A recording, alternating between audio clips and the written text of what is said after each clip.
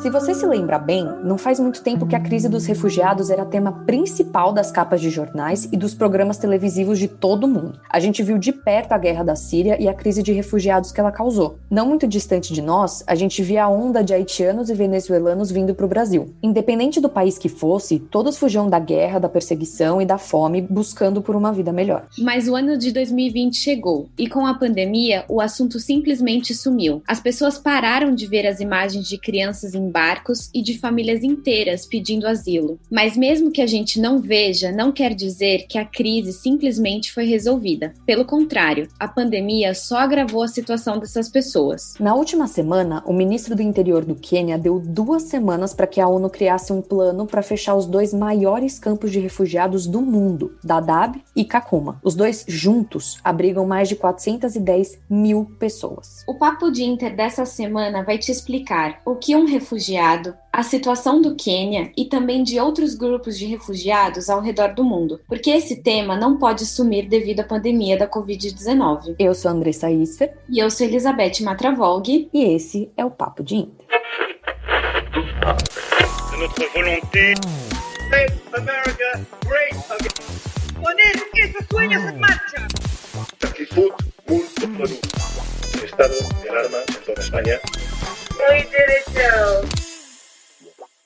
Se você acompanha a gente, você sabe que aqui a gente gosta de começar pelo começo. Antes de mais nada, achamos que é importante definir o que é um refugiado. Segundo a Agência da ONU para Refugiados, é uma pessoa que, abre aspas, fugiu de uma guerra, de violência, conflito ou perseguição e cruzou uma fronteira internacional para encontrar segurança em outro país. É importante frisar que aqui existe toda uma série de leis do direito internacional que definem o que é um refugiado, seus direitos e deveres com o seu novo país, assim como os deveres dos novos países para com os refugiados. Essas leis foram definidas durante a Convenção das Nações Unidas, relativa ao Estatuto dos Refugiados, que foi formalmente adotada em 1951, quando se discutia a situação dos refugiados da Segunda Guerra Mundial. E aí, tentando explicar de uma forma sucinta e fácil, um refugiado é a pessoa que foge do seu país de origem por ter a vida ameaçada, como a gente já citou, mas ela precisa comprovar que a sua vida corre risco. Para isso, ela pede asilo no novo país e passa por todo um processo para, caso aprovado esse pedido de asilo, ser reconhecida como refugiada e ter os seus direitos. Bom, e por que nós estamos dizendo tudo isso? Para te explicar uma série de dados fornecidos pela ONU com informações de 2019, que são as mais recentes. Segundo esse relatório, 26 milhões de pessoas estavam nessa situação de refugiados, enquanto 4,2 milhões eram asylum seekers, ou seja, tinham entrado com um pedido de asilo em algum país. E além dos refugiados e das pessoas que entraram com pedidos de asilo, existem também 45,7 milhões de IDPs, que é a sigla para Internally Displaced People, ou seja, pessoas que se deslocaram dentro do seu próprio país para fugir de alguma situação ameaçadora. Ok, eu sei que tudo isso tá bastante maçante e já a gente vai ao ponto sobre o Quênia e a pandemia nisso tudo. Mas é importante dar esse contexto porque existem tantos termos hoje em dia que pode ser meio confuso. Mas o resumo de toda a ópera é, juntando todas essas pessoas, as refugiadas, as que estão aguardando a resposta do pedido de asilo, as que fugiram dentro do seu próprio país, entre outras que a gente acabou não entrando no mérito aqui, em 2019, ao menos 79,5 milhões de pessoas foram forçadas a fugir das suas casas. E já terminando a parte de direito internacional, é preciso reforçar uma palavrinha muito importante aqui, forçadas. Essas pessoas que estamos falando não tiveram outra opção a não ser fugir de suas casas. É diferente, por exemplo, de um migrante, outro termo que as pessoas acabam se confundindo. No caso de um migrante, essa pessoa optou por deixar o seu país ou cidade.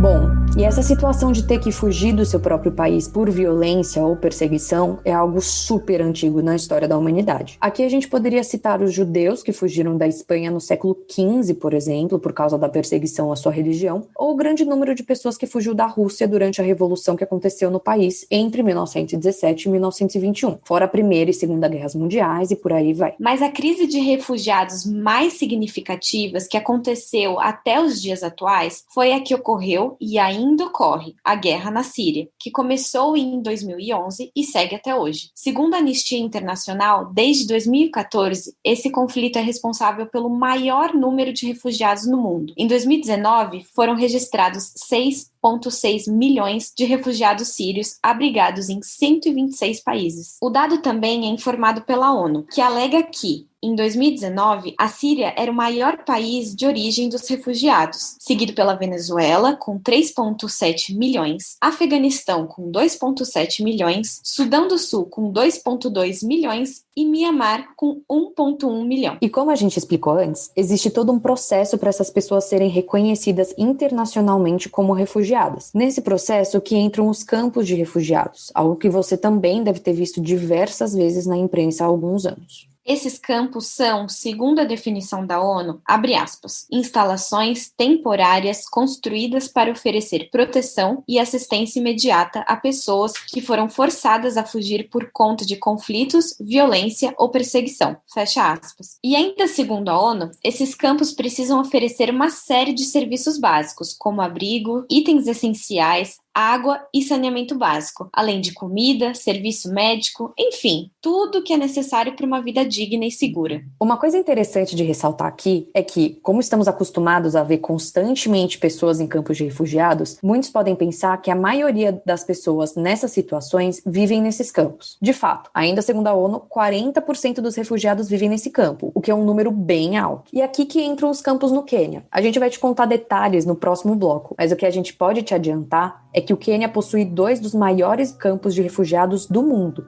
assim como Bangladesh, Uganda, Jordânia, Tanzânia e Etiópia.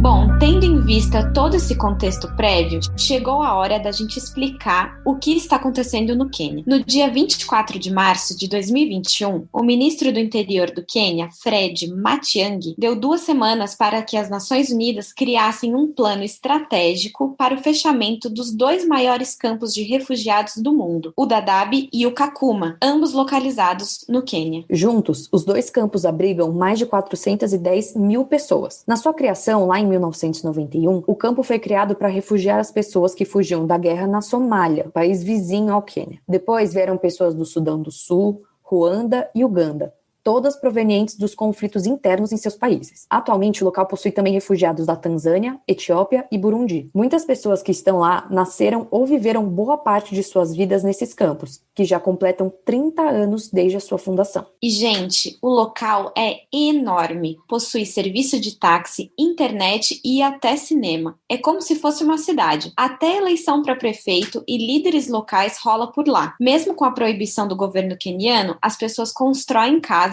em cima das tendas construídas pela ONU. Ou seja, muitas pessoas chamam aqueles campos de casa. E não é a primeira vez que o governo do Quênia tenta fechar os campos. A última foi em 2016, quando investigações apontaram que ataques contra o país em 2013 e 2015 estavam relacionados com os campos. Mas dessa vez o ministro disse que não vai ter mais negociações e deu um ultimato à ONU e à comunidade internacional. Muitos especialistas acreditam que trata-se mais de uma tensão política entre o Quênia e a Somália do que de fato uma crise humanitária no país. A questão é que os 2 países possuem diversas rixas e a Somália acusa o Quênia de intervir em suas relações internacionais. O problema maior é que as pessoas não querem ficar presas nos campos, mas também não têm para onde ir. Isso acontece porque muitos não podem ou não querem voltar para os seus países, mas o governo do Quênia também não permite que eles entrem no país e peçam por cidadania. Por isso, muitos chamam os campos de uma prisão aberta. E aqui entra aquele ditado, né? Ruim com ele, pior sem ele. Nos campos, os refugiados enfrentam falta de liberdade e condições de vida precárias, mas muitos dizem que pelo menos lá eles estão seguros, longe de ataques terroristas e podem ter acesso à educação e oportunidades de emprego. A ONU possui um programa de repatriação, mas muitas vezes voltar para o seu país de origem é sinal de insegurança e perigo para a vida dessas pessoas. E, por isso, é melhor ficar nos campos. Muitos que saem do Quênia acabam voltando para os campos porque a situação em seus países é ainda pior. Então fica nesse toma lá da cá. A ONU emitiu um posicionamento agradecendo ao apoio do Quênia por todos esses anos, mas que teme pelo fechamento dos campos, ainda mais em meio à crise da pandemia da Covid-19. Se tem uma coisa que 2020 nos ensinou,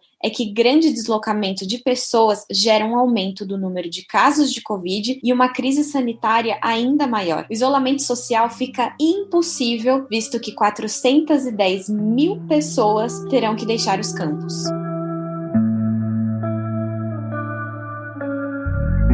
Bom, infelizmente a gente vai ter que falar de Covid. Isso porque você pode imaginar a situação dos campos de refugiados ao redor do mundo com a pandemia? Depois de um ano de enfrentamento da Covid-19, a gente já entendeu que as maiores armas de prevenção são vacina, isolamento social, uso de máscaras e higienização das mãos. Acontece que quando falamos de refugiados, essas medidas são extremamente difíceis de serem seguidas. E como a gente já falou aqui, o processo de requisição de asilo a um país envolve muitas vezes a espera, às vezes interminável, em campos de refugiados. Esses locais, em sua grande maioria, são superlotados. E eu falo aqui do campo de Moria, na Grécia, que tem a capacidade de receber 3 mil pessoas, mas que, segundo dados de 2020, o local abrigava mais de 20 mil. É impossível fazer qualquer tipo de isolamento em locais onde o acesso à água é escasso e o espaço é compartilhado com pessoas que estão em constante trânsito.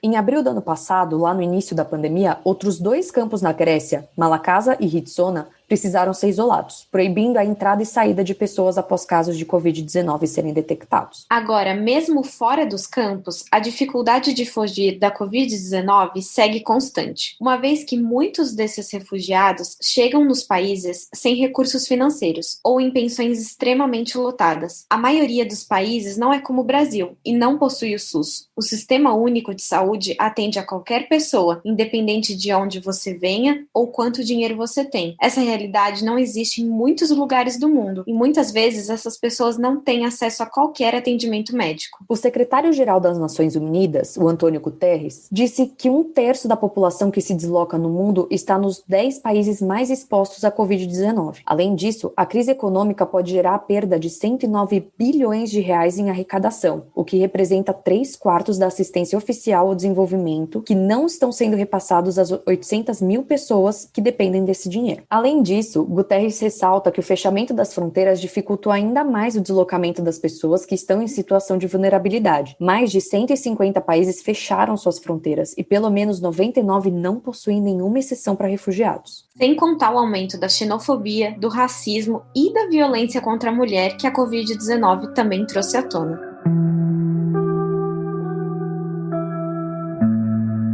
Bom, antes da gente encerrar o episódio de hoje, nós sentimos a necessidade de dar algumas informações bem legais e importantes aqui. 5 formas que você, aí da sua casa, pode ajudar refugiados em tempos de Covid. A lista foi criada pela Acnur, Agência da ONU para Refugiados do Brasil, e ela inclui uma série de opções super legais e links para ajudar. Antes que você pense que doações são a única maneira, escuta só que tem várias outras coisas que podem ser feitas. A primeira ideia é fazer um intercâmbio cultural ou aulas de idioma online com refugiados. Se você pensou em aprender uma língua nova nessa pandemia, por que não buscar alguém que seja refugiado e que pode te ajudar a aprender essa língua? Ou música, culinária, cultura, enfim, existe uma infinidade de coisas que uma pessoa pode ensinar a outra. A segunda ideia é mais voltada para educadores, pais e, enfim, pessoas que lidam com crianças. É conversar com elas sobre a experiência dos refugiados. A Acnur oferece animações e aulas sobre temas como refugiados, migrantes, deslocados internos, asylum seekers, enfim, todos esses conceitos que a gente mencionou aqui no nosso episódio. A Acnur diz que é para crianças, mas eu particularmente assisti a uma animação e eu acho que qualquer pessoa que não esteja tão por dentro desse assunto pode aprender bastante, não precisa ser criança não.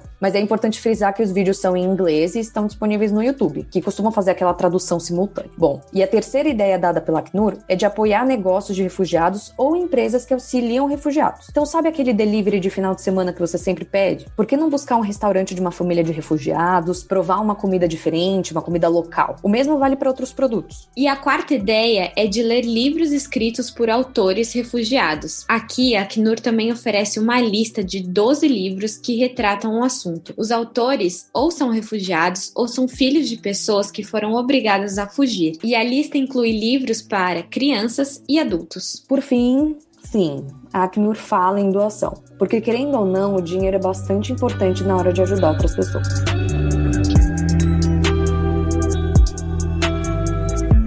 Bom, Bom, e depois da gente ter plantado uma sementinha na cabeça de vocês, a gente encerra o episódio de hoje. Esperamos do fundo do coração que vocês tenham gostado desse episódio. Não esquece de compartilhar com os amigos, família, enfim, com quem você quiser. E não esquece de acompanhar a gente no Instagram, no @Papo de Inter Podcast, tudo junto. Manda pra gente o que você achou desse episódio, comenta nos nossos posts, enfim. A opinião de vocês e o apoio de vocês é muito importante pra gente. Então é isso, gente. Até a semana que vem. Até semana que vem.